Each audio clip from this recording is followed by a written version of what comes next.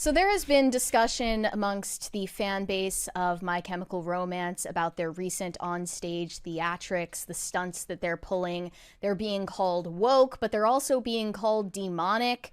And there were some comparisons drawn to Astroworld, which we'll get to in a second.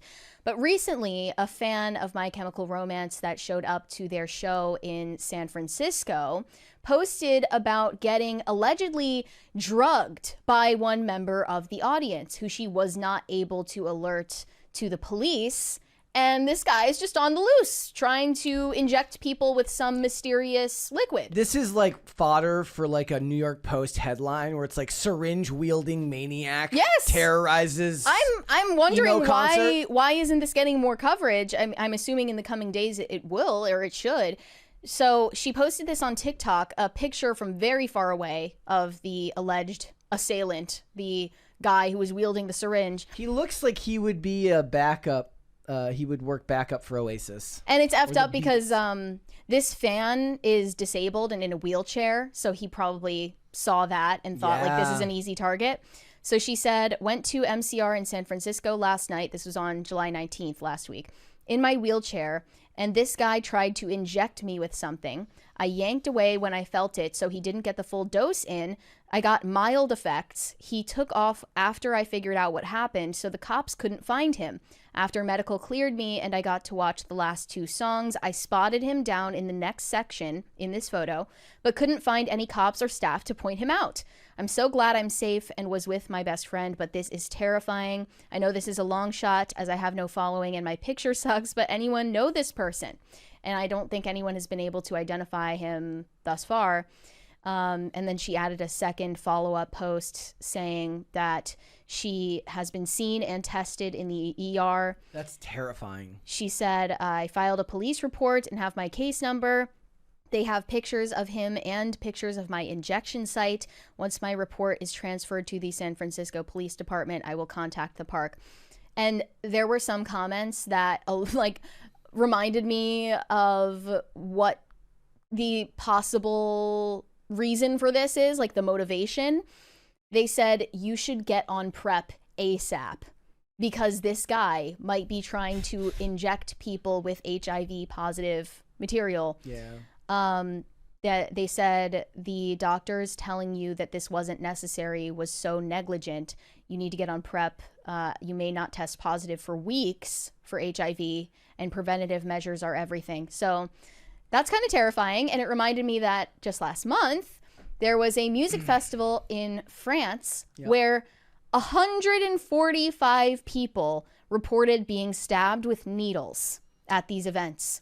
There were arrests made of 12 suspects after 145 reported being pricked with syringes during the country's annual street music festival this weekend. That was back in June.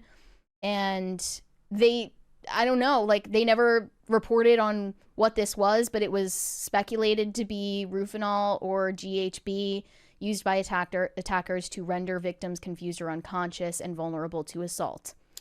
Yeah.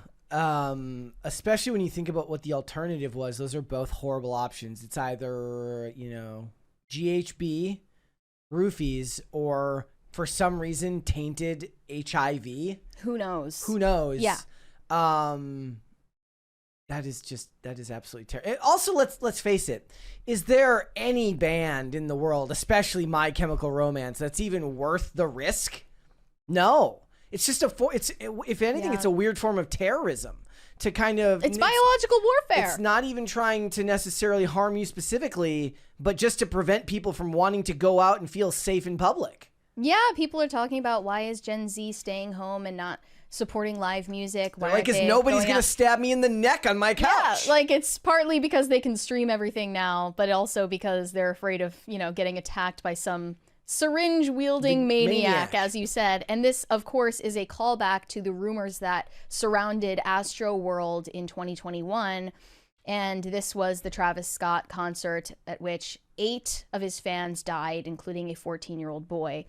That was mainly because of trampling and physical injuries, but there were also rumors, even spread by police at the time, that some assailants were injecting unsuspecting victims with some mysterious substance, and that was backed up by the Houston Police Chief Troy Finner. Yeah. He mentioned one of the narratives surrounding the event was that an individual was injecting people with drugs, and there were reports of a security guard feeling a prick in his neck and subsequently falling unconscious.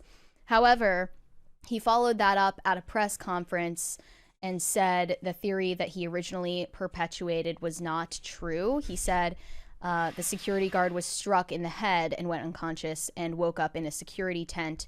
He says that no one injected drugs in him, so he wanted to clear that up. But I don't know. I'm leaning toward the conspiratorial, and regardless of whether the rumors about syringes were true, I definitely am leaning toward the explanation that Astroworld was somehow, you know, a ritual of some kind. I mean, that's just where my mind goes, and I definitely think that Travis Scott was aware, contrary to his claims, of what was going on, and I think that he was kind of intentionally standing down and letting the chaos ensue, not only for his own press, but also maybe his own esoteric, ritualistic behaviors. And his career didn't suffer at all. He took like a month off and went right back to the way things were. And I noticed like it was just last month that Astroworld theories were spreading once again, mostly on TikTok, and people were revisiting all of the coverage of it. And I think it might have been because a new documentary came out, but they had a documentary at the ready, like literally days later, which is insane. The crazy thing is I almost have to hand it to like the PR people of the world, the guy who the Travis Scotts of the world go to, and they're like, bro, my career's over. He's like, no, it's gonna be fine. Like, he's like, bro, like, people got trampled to death at my show, and I'm, like, on camera, like, totally okay with it. He's like, no, man, you got to take the big picture. Did they like, blame it on the Live Nation or Ticketmaster, like, overselling tickets beyond capacity? I don't remember. I don't remember what the explanation was, but it was definitely oversold. Yeah. Like, oversold is the capacity for the venue. And at the time, Travis Scott basically said like it's a tragedy, but I didn't know what was going on. Like he was saying he couldn't hear what people were saying because he was up on this rig on stage far away from everyone. Yeah. But yeah, he said he did not realize the severity of the situation during the concert and would have paused the show if he had known how bad it was. I just find that hard to believe. Yeah. And he also said through a representative that he had been inaccurately and wrongly singled out and highlighted that he stopped the show multiple times and was unaware of the events that were unfolding. Yeah. I just don't believe it. I don't buy it. Was it a Travis Scott album that just beat Justin Bieber? Yeah, it was. Yeah. To number one in his latest release. So he's clearly doing fine. The only upside I could possibly see for this is if you had a drug test at work and you were about to fail, what you do is you say, I was at a concert the other night and somebody injected something in my neck. I have no idea what it was.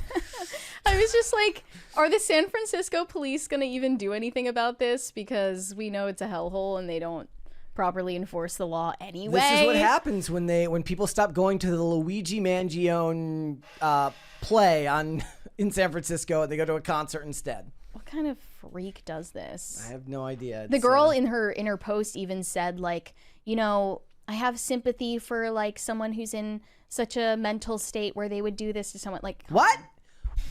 That doesn't excuse like literal attempted murder. Crazy toxic empathy that causes people to forgive the person who murdered their spouse or their child, and then you're like, you think you're doing something good for society, but every rational person is like, no. And that comes from like 30 years of Hollywood making movies about stories where the bad guy was actually just a good person who did something bad, and this person has to show their incredible levels of empathy, and it's shown as a good thing when we understand that that's not the way the real world works. Yeah, I would say it's one thing to forgive, it's another thing to excuse. Wait, what was the thing that we were just talking about last week? It's like the lady did the victim of rape went on stage with her rapist to do like a TED Talk. Right, yeah, that was about a decade ago that they went on that press tour, but they like co-authored a book about it together. Okay. Yeah, whatever. Really strange behavior. Hopefully that guy gets found out, but knowing the incompetence and I would say weaponized incompetence of San Francisco police, Yeah. it's doubtful. Thanks for watching. Listen to full episodes of Pop Culture Crisis on Spotify. Keep up with us on social media and make sure you subscribe and ring that bell so you never miss the show. Bye, guys.